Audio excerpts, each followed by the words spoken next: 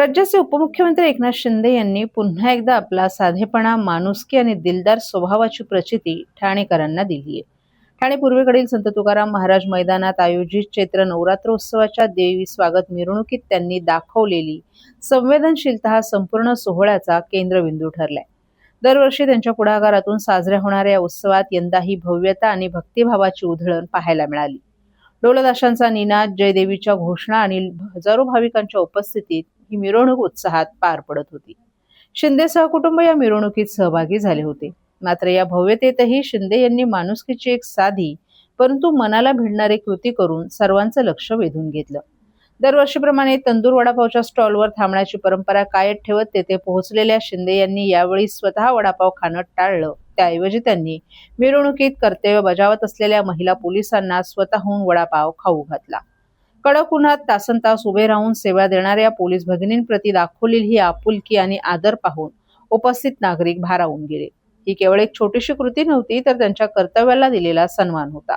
इतकंच नव्हे तर शिंदे काका म्हणत सेल्फीसाठी धाव घेतलेल्या लहान मुलांनीही त्यांनी तितक्याच प्रेमानं वडापाव खाऊ घातला.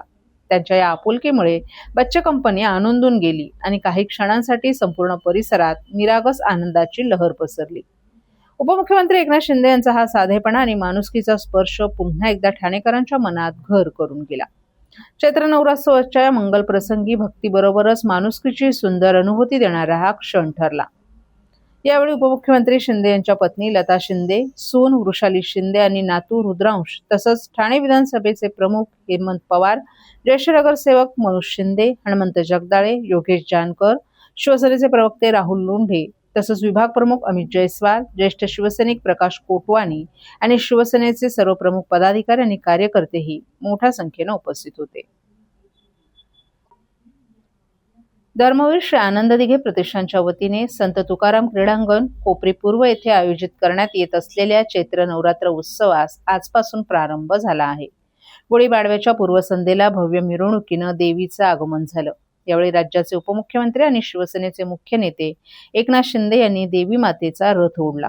यावेळी महापौर शर्मिला पिंपळकर, प्रकाश कोटवानी तसंच अनेक मान्यवरही उपस्थित होते.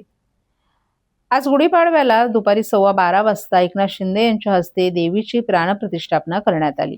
ठाणे पूर्वेकडील संत तुकाराम महाराज मैदानात दरवर्षी उपमुख्यमंत्री एकनाथ शिंदे यांच्या पुढाकाराने साजरा करण्यात येणाऱ्या चैत्र नवरात्रोत्सवासाठी देवीची आज मोठ्या उत्साहात स्वागत मिरवणूक काढण्यात आली. या मिरवणुकीत उपमुख्यमंत्री एकनाथ शिंदे सहकुटुंब सहभागी झाले होते.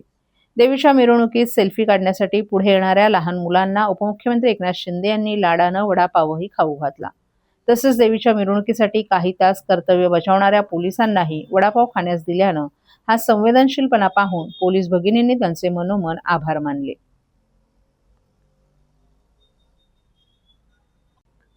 ठाणे महानगरपालिकेची दुसरी महासभा आज पार पडली. सभेच्या सुरुवातीलाच बोगस डॉक्टर, पाणी टंचाई, आरोग्य व्यवस्था आणि भटके कुत्रे या मुद्द्यांवरून सभागृहात जोरदार चर्चा रंगली. शहरात बोगस डॉक्टरांची वाढती संख्या ही गंभीर बाब असल्याचं सांगत सदस्यांनी प्रशासनाकडे तातडीनं कारवाई करण्याची मागणी केली. यावेळी अनेक नगरसेवकांनी महापालिकेच्या रुग्णालयांमध्ये 24 तास डॉक्टर उपलब्ध नसल्याचा मुद्दा उपस्थित केला.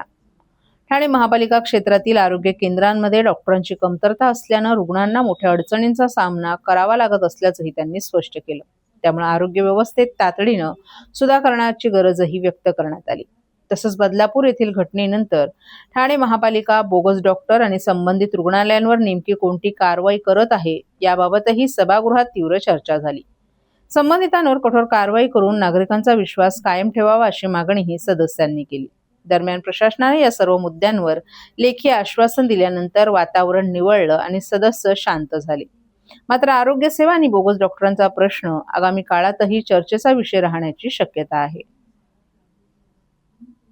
सर्व नागरिकांना आवाहन करण्यात येत आहे की सध्या डासांमार्फत पसरणाऱ्या डेंग्यू या आजाराचा प्रसार रोखण्यासाठी प्रत्येकाने पुढील प्रमाणे कार्यवाही करावी. डेंग्यू आजार एडिस इजिप्ती हा डास चावल्याने होतो. या डासांची पैदास साचलेल्या किंवा साचवलेल्या स्वच्छ पाण्यामध्ये होते.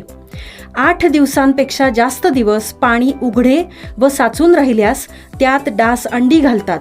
अंड्यांच्या अळ्या तयार होऊन पुढे डास तयार होतात.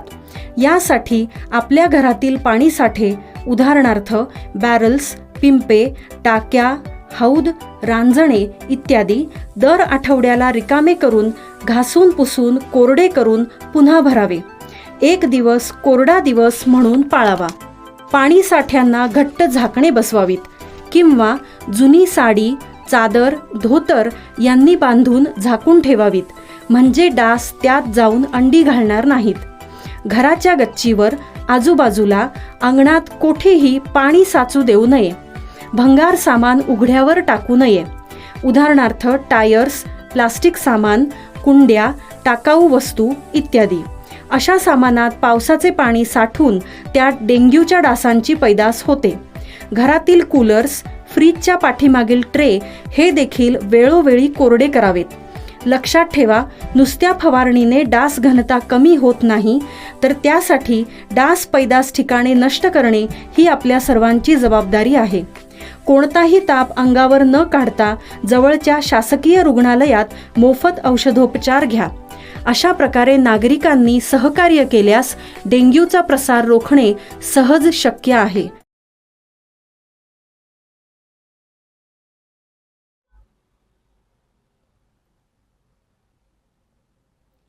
हिंदू मराठी नववर्षानिमित्त गुढीपाडव्याच्या दिवशी ठाणे शहरात निघणाऱ्या स्वागत यात्रेत यंदाही उपमुख्यमंत्री एकनाथ शिंदे यांनी चिंतामणी चौकापासून गोखले रोडपर्यंत पायी सहभाग होऊन ठाणेकरांची मनं जिंकली. श्री कोपेनेश्वर सांस्कृतिक न्यासामार्फत दरवर्षी हिंदू मराठी नववर्ष आणि गुढीपाडव्यानिमित्त स्वागत यात्रेचं आयोजन केलं जातं.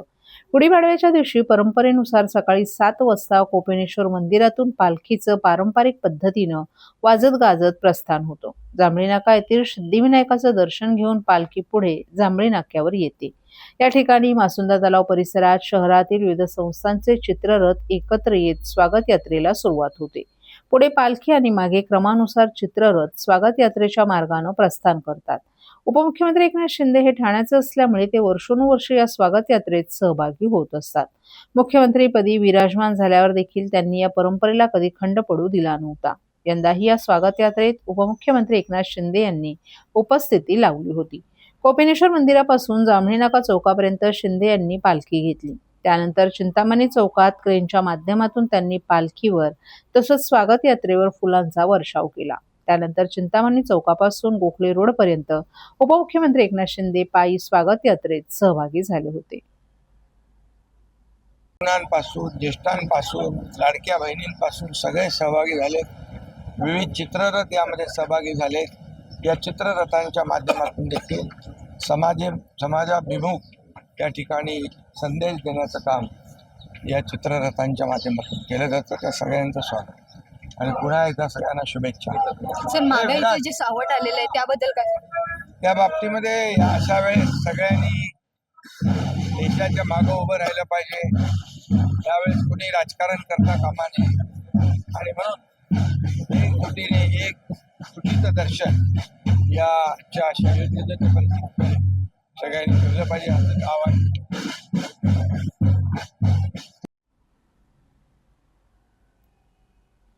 मराठी नववर्ष गुढीपाडव्यानिमित्त ठाणे शहरात पारंपरिक उत्साहात भव्य स्वागत यात्रा जल्लोषात पार पडली. विविध संकल्पनांवर आधारित देखावे, महिलांची बाईक रॅली, पारंपरिक पेहरावातील युवकांची उत्साह गर्दी, लेझिम पथक, ढोलताशा पथक, सामाजिक विषयांवरील आकर्षक चित्ररथांनी नागरिकांचं लक्ष वेधून घेतलं. शहरात सर्वत्र स्वागत यात्रांचा जल्लोष पाहायला मिळाला. श्री कोपेनेश्वर सांस्कृतिक न्यासाच्या वतीने दरवर्षीप्रमाणे यंदाही हिंदू मराठी नववर्ष आणि गुढीपाडव्याच्या निमित्तानं भव्य स्वागत यात्रा काढण्यात आली. या स्वागत यात्रेचं यंदाचं हे 26वे वर्ष असून शहरात या निमित्तानं उत्साहाचं वातावरण पाहायला मिळालं. आज सकाळी 7 वाजता कोपेनेश्वर मंदिरातून पारंपरिक वाजत गाजत पालखीचं प्रस्थान झालं. जांभळी नाका येथे सिद्धिविनायकाचं दर्शन घेतल्यानंतर ही यात्रा पुढे मार्गस्थ झाली. यंदाच्या यात्रेत समर्थ ठाणे, सशक्त भारत, वंदे मातरमच्या 150 वर्षांची नोंद, भारत 2047 आणि नागरी कर्तव्य या 4 प्रमुख संकल्पनांवर आधारित तब्बल 58 चित्ररथ सादर करण्यात आले होते. या चित्ररथांच्या माध्यमातून सामाजिक, सांस्कृतिक, शैक्षणिक आणि पर्यावरण विषयक विविध संदेश देण्यात आले. यात्रेत उपमुख्यमंत्री एकनाथ शिंदे यांच्यासह विविध राजकीय पक्षांचे नेतेही उपस्थित होते. तसंच अभिनेत्री सोनाली कुलकर्णी आणि नेहा पेंडसे यांनीही सहभाग घेतला. गोखले रोड येथे राष्ट्रवादी काँग्रेस पक्षाचं व्यासपीठ होतं. येथे दिवंगत अजित पवार यांना भावपूर्ण श्रद्धांजली देणारा बॅनरही लावण्यात आला. महिला बाईक आणि सायकल रॅली हे यंदाचं विशेष आकर्षण ठरलं. महिला बाईक रॅलीमध्ये एका महिलेनं तुळजाभवानीची वेशभूषा केली होती. तसंच पारंपरिक वेशभूषेत सहभागी झालेल्या महिलांनी विविध सामाजिक आणि सांस्कृतिक संदेश दिले. भगिनी नवोदिता उत्कर्ष मंडळाच्या वतीनं आपली पृथ्वी आपली जबाबदारी, प्लास्टिकला नाही म्हणा, पर्यावरणाला हो म्हणा असा संदेश देण्यात आला. क्रीडा भारतीने कबड्डीचे प्रात्यक्षिक सादर केलं, तर वनवासी कल्याण संस्थेच्या वतीनं आदिवासी नृत्य सादर करण्यात आलं.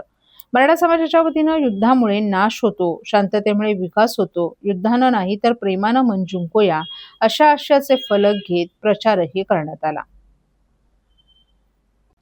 गुढीपाडव्याच्या शुभ मुहूर्तावर ठाण्यात उत्साहाचं वातावरण आज पाहायला मिळालं.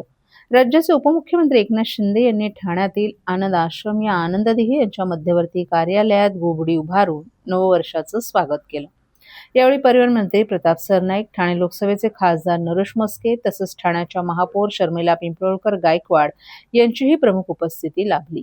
याशिवाय मोठ्या संख्येनं शिवसैनिकांनी उपस्थित राहून गुढीपाडवा उत्साहात साजरा केला. गुढी उभारल्यानंतर उपस्थित मान्यवरांनी सर्व नागरिकांना नववर्षाच्या शुभेच्छा दिल्या. या कार्यक्रमामुळे ठाण्यातील राजकीय आणि सामाजिक वातावरणात उत्साहाचे रंग भरले होते.